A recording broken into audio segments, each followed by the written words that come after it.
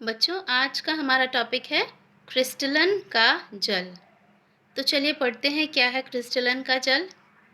लवण के एक सूत्र इकाई में जल के निश्चित अणुओं की संख्या को क्रिस्टलन का जल कहते हैं।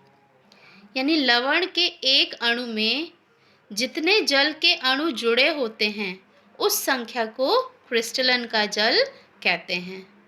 चलिए इसको हम एग्जाम्पल से समझते हैं। पहला एग्जाम्पल लिया है हमने कैल्शियम सल्फेट डाइहाइड्रेट, या जिसे हम जिप्सम भी बोलते हैं। हमने पहले वीडियोस में पढ़ा है जिप्सम, कैल्शियम सल्फेट डाइहाइड्रेट। ठीक है, अब देखिए कैल्शियम सल्फेट डाइहाइड्रेट के एक अणु में जल के कितने अणु जुड़े हैं? 2 अणु जुड़े हैं। तो किसी भी लवण में जल के जितने अणु जुड़े होते हैं, लवण के एक अणु में जल के जितने अणु जुड़े होते हैं वह संख्या क्रिस्टलन जल कहलाती है। तो जिप्सम में कितने जल के अणु हैं? 2। तो क्रिस्टलन जल की संख्या कितनी हुई? 2। ठीक है, जिप्सम के एक अणु में 2 अणु जल उपस्थित होते हैं, इसलिए जिप्सम में 2 अणु क्रिस्टलन जल होता है।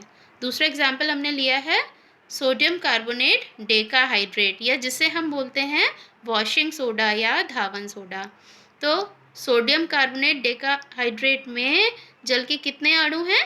10 या 10 अणु जुड़े हैं। तो इस धोने के सोडे के एक अणु में क्रिस्टलन जल कितना हुआ?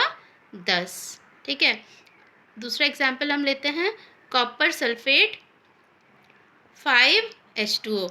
इसमें देखिए, या पेंटाहाइड्रेट बोलते हैं इसको। तो कॉपर सल्फेट पेंटाहाइड्रेट के एक अणु में, ठीक है, यहाँ पर कुछ भी नहीं है, इसका मतलब एक है। तो एक अणु में जल के कितने अणु हैं? 5 अणु हैं। तो कॉपर सल्फेट पेंटाहाइड्रेट में क्रिस्टलन जल कितना हुआ बच्चों?